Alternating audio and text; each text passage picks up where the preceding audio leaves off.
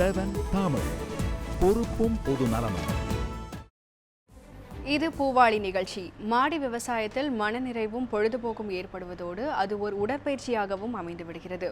கிராமிய வாழ்வின் திருப்தியை நம் வீட்டு மாடியிலேயே அடைய வேண்டுமானால் மாடி தோட்டம் அவசியம் என்பதே பூவாளி நிகழ்ச்சியின் நோக்கம்.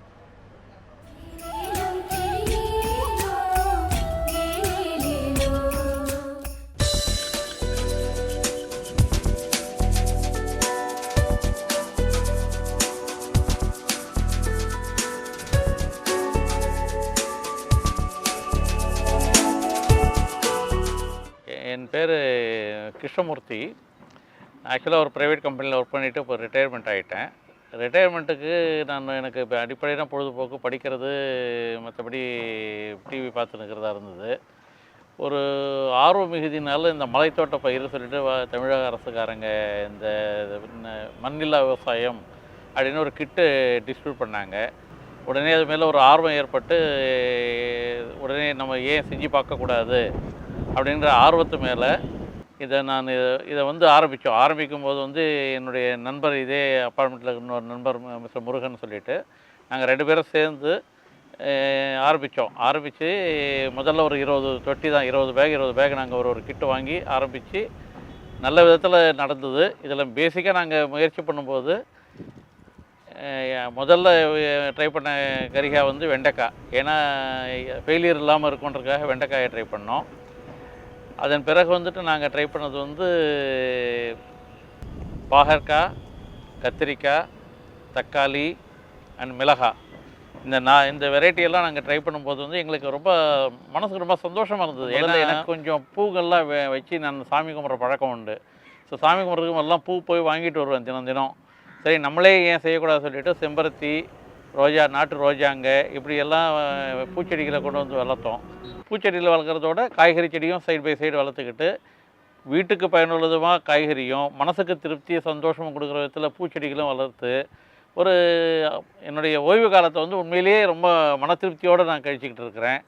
இதில் பெரிய ஆச்சரியம் என்னென்னா, எங்கள் கிராமத்துலேருந்து என்றைக்காவது எங்கள் உறவுக்காரங்க வருவாங்க பார்க்குறதுக்கு. அவங்க இதை தோட்டங்களை பார்த்துட்டு எங்கள் கிராமத்தோட நீங்கள் நல்லா பண்ணின்னுக்கிறீங்க இங்கே அப்படின்னு ரொம்ப ஆச்சரியப்பட்டாங்க. நாங்கள் இந்த சேப்பங்கிழங்கு நான் வைக்கும்போது எங்களுக்கே தெரியாது இதெல்லாம் வரும்ன்ட்டு. ஆனால் எங்களுக்கே ஆச்சரியமாக இருந்ததுன்னா, கிட்டத்தட்ட இந்த சேம்பு நல்லபடியாக வளர்ந்து இதாகும்போது கிட்டத்தட்ட நான் 3-3.5 கிலோ சேம்பங்கிழங்கு எடுத்தோம் நாங்கள். ஏன்னா அது மண்ணுக்கு கீழே இருக்குது. அது கரெக்டாக அதுக்கு பீரியடில் படைச்சிருக்கும் போது எங்களுக்கே ஆச்சரியமாக இருந்தது. ஒரு 3-3.5 கிலோ சேப்பங்கிழங்கு இருந்தது. அதே மாதிரி கத்திரிக்காய், வெண்டைக்காய், பாகக்காய், தக்காளி, மிளகாய்க்கு நான் இன்ன வரலும் போயிட்டு கடையில் வாங்கினதே கிடையாது. தினம் வேண்டிய மிளகாயை நான் சட்னிக்காகட்டும், சாம்பார் பொடிக்காகட்டும், அரைச்ச குழம்புக்காகட்டும் எல்லா மிளகாயும் இங்கே தான் எடுத்துக்கிறோம். பக்கத்தில் இருக்கிறோட ஒரு சின்ன அண்டர்ஸ்டாண்டிங் நாங்கள் வச்சதுனால கொத்தமல்லி, புதினா அவர் வச்சுடுவார். இப்படி பல விதத்தில் நாங்கள் கோலாபரேட் பண்ணிக்கிறோம். ஸோ இதில் அடிப்படையில் நீங்கள் சொன்னீங்கன்னா, எங்களுக்கு ஒரு நாளைக்கு மார்னிங் ஒரு 3/4 மணி நேரம், ஈவினிங் ஒரு 1 மணி நேரம் ரொம்ப ரொம்ப ரொம்ப ரொம்ப மனசுக்கு திருப்தி, ஒரு சந்தோஷத்தை கொடுத்து ஒரு இயற்கையோடு ஒன்றின ஒரு வாழ்க்கை. இதில் எங்களுக்கு எங்களையே நாங்கள் மறந்துடுறோம். இந்த செடிகளை பார்த்து, இந்த பூக்களை பார்க்க வரக்கூடிய இந்த வண்டுங்க, இந்த இதெல்லாம் தேனீங்க, இதெல்லாம் பார்க்கும்போது ஒரு கட்டத்தில் ஏதோ ஒரு கிராமத்துக்கே போயிட்ட ஃபீலிங் எங்களுக்கு தினம் இருக்கும் இங்கே.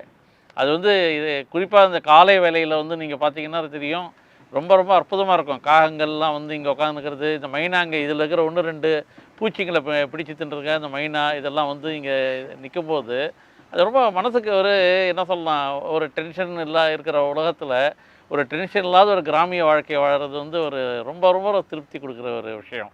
இது அவங்க கொடுக்குற கிட்டில் பார்த்திங்கன்னா ஒரு 2 கிலோ கோகோ பீட்டோடு கொடுக்குறாங்க ஒரு பேக்கும். அந்த பேக்கில் அந்த கோகோ பீட் ட்ரையாக ஒரு ஸ்லாப், ஒரு செங்கல் இது மாதிரி இருக்கும். நம்ம இனிஷியலாக கொஞ்சம் வாட்டர் விட்டு ஒரு 2-3 நாளைக்கு வாட்டர் விட்டுட்டோம்னா நல்லா அது மலர்ந்து கம்ப்ளீட்டாக அந்த பேக் ஃபில்லப் ஆகிடும். பிறகு கொஞ்சம் போல் கம்போஸ்ட், ஏன்னா அது பேஸு, இந்த பேஸு கூட நம்ம உயிர் கொடுக்கணும். அவங்க சில உயிரூட்ட கலவையெல்லாம் கொடுக்குறாங்க. அந்த உயிரூட்ட கலவை ப்ளஸ் இந்த பேஸு, இந்த கம்போஸ்ட்டு கொஞ்சம் ஆட் பண்ணி அதை நல்லா கலந்து மிக்ஸ் பண்ணி ரெடி பண்ணி வச்சுடுவோம். ரெடி பண்ணி வச்சுட்டு இதுக்கு ஓவரால் ஒரு 10-12 நாள் ஆகும். இந்த 12 நாள் கழித்து நம்ம என்ன பண்ணுறோம், அவங்க கத்திரிக்காய் வைக்க போகிறேன் அப்படின்னு முடிவு பண்ணிட்டேன்னா, கத்திரிக்காயை நான் ஒரு நாற்று பை, அந்த ஒரு ட்ரே கொடுக்குறாங்க அவங்க. அந்த ட்ரேயில் நாங்கள் நாற்று ரெடி பண்ணிவிட்டு ஒரு 20 நாள்லேருந்து 30 நாளுக்குள்ளார அந்த நாற்று ஒரு பைக்கு மேக்ஸிமம் 2 தான், கத்திரினும் போது 2 தான். இதே வெண்டைக்காய்னா 4 வைப்போம். வெண்டைக்காயை பொறுத்தவரை அது நேரடியாகவே ஊனிடுவோம். பாகக்காயை அது மாதிரி தான் நேரடியாக ஊனிடுவோம். நாற்றங்கால் முறையில் பயிரிட வேண்டியது வந்து தக்காளி, கத்திரிக்காய், மிளகாய், இது 3 வந்து நாற்றங்கால் முறையில் தான் தயார் பண்ணணும். நாங்கள் நாற்றங்காலை தயார் பண்ணி ஒரு 15 நாள்லேருந்து 25 நாளுக்குள்ளார அதை பிடுங்கி எடுத்து ஒரு செடிக்கு 3, கத்திரிக்காய்னா 1, மிளகாய்னா 2, தக்காளின்னா 1. ஏன்னா அது என்னுடைய க்ரோத் ஏரியா எவ்வளோ வேணுமோ அது தக்கன மாதிரி நாங்கள் வச்சுடுவோம். அது மாதிரி வச்சுட்டு நம்ம வந்து பலன் அளிக்கிறதுன்னு பார்த்திங்கன்னா வெண்டைக்காய் நட்டை 25ஆவது நாள்லேருந்து காய்க்க ஆரம்பிக்கிறோம். மேக்ஸிமம் ஒரு 60 நாள் காய்க்கும். கத்திரிக்காய் எடுத்துட்டிங்கன்னா நட்ட நாள்லேருந்து ஒரு 40 நாள்லேருந்து பிஞ்சு பிடிக்க ஆரம்பிக்கும். கிட்டத்தட்ட 4 மாதம் பலன் கொடுக்கும். அது இதிலே சில கத்திரிக்காய் வெரைட்டி இப்போ அவங்க சொல்கிறாங்க வந்து எங்களுக்கு அட்வைஸ் கொடுத்துட்டு போயிருக்காங்க, இதை காய்ச்சி முடித்த உடனே எடுத்துடாதீங்க, இதை ஜஸ்ட்டு கொஞ்சம் இதான கலைங்களெல்லாம் கழித்து தள்ளிட்டிங்கன்னா உங்களுக்கு வந்து மீண்டும் அது காய்க்க ஆரம்பிக்கும் அப்படின்னாங்க. எங்களுக்கு அது கொஞ்சம் ஆச்சரியமாக இருந்தது. ஆனால் நாங்களே அனுபவத்தில் பார்த்தோம். மிளகாய் செடியை நாங்கள் பிடுங்கி போட்டுலான்னு நினச்சி உடைச்சிட்டோம். உடைச்ச மிளகாய் செடி துளுத்து அது ஏதாவது ஒரு செடிக்கு ஒரு கிலோ 1.5 கிலோ காய்க்குது. ஸோ அது மாதிரி ஒரு மெத்தடில் தான் இப்போ இருக்குது. இந்த பூச்செடிகளை பொறுத்தவரையிலும் கிராமத்துக்கு போகும்போது நாங்கள் கூடிய இந்த நாட்டு பூச்செடி, இந்த நாட்டு செம்பருத்தி, இந்த நாட்டு ரோஜா, இதெல்லாம் கிராமத்துக்கு போயிட்டு வரும்போது யாராவது உறவுக்காரங்க வீட்டிலேருந்து எடுத்து கொண்டு வந்துட்டு இதில் வைக்கிறோம். இதில் என்ன பியூட்டின்னா நம்ம தரையில் வச்சு வர்றதை விட இதில் வேகமாக வளருது, நல்லாவும் வளருது.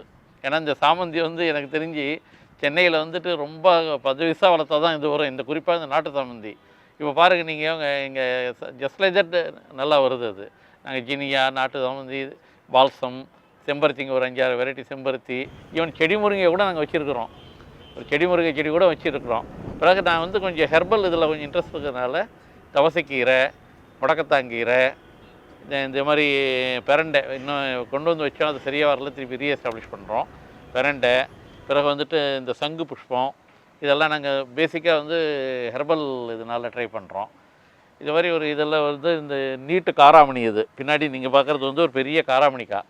இதெல்லாம் வந்து யார்ட்லாங் கௌப்பின்னு சொல்லுவாங்க. ஒரு கஜம் இருக்கும் ஒரு காராமணி, கறி காராமணின்னு பேர் இதுக்கு.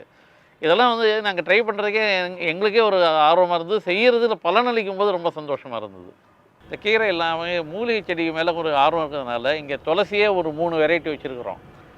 3 வெரைட்டிஸ் ஆஃப் துளசி ப்ளஸ் இந்த முடக்கத்தாங்கீரைன்னு சொல்லிட்டு கொடி வகை, அது ப்ளஸ் இந்த சுண்டைக்காய் செடி, மணத்தக்காளி செடி, அதில் இந்த வந்து பார்த்திங்கன்னா தவசைக்கீரை, இது வந்து மல்டிவிட்டமின் கீரைன்னுவாங்க, அந்த தவசைக்கீரை வச்சுருக்குறோம்.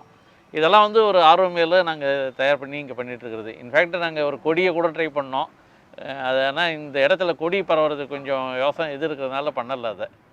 இப்போ இந்த மொட்டை மாடி விவசாயத்தோட இன்னொரு பெரிய அட்வான்டேஜ் என்னென்னா, இந்த நகர்ப்புறத்தில் இருக்கிறவங்களுக்கு நேரத்தை வந்து செலவிட முடியாத ஒரு வெளியில் போனால் டிராஃபிக் கன்ஜெஷன், பொல்யூஷன், இப்படி பலவிதமான பிரச்சனைகள்.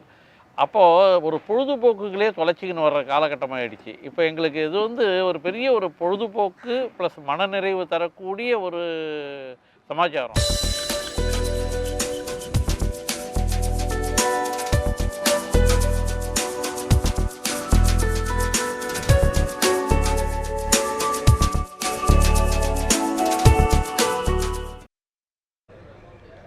இத்துடன் இந்த பகுதி நிறைவுற்றது. மேலும் பல செய்திகள் உங்களுக்காக காத்திருக்கின்றன. தொடர்ந்து பாருங்கள் வெளிச்சம் நிகழ்ச்சியை.